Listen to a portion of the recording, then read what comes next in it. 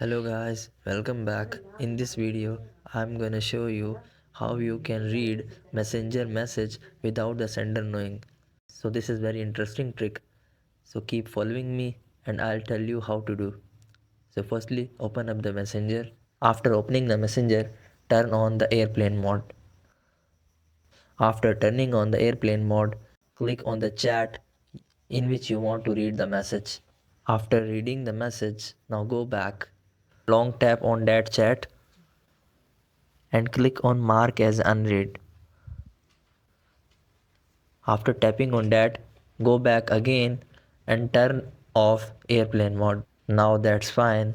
Now you can easily read messenger message without the sender knowing. That's all for today.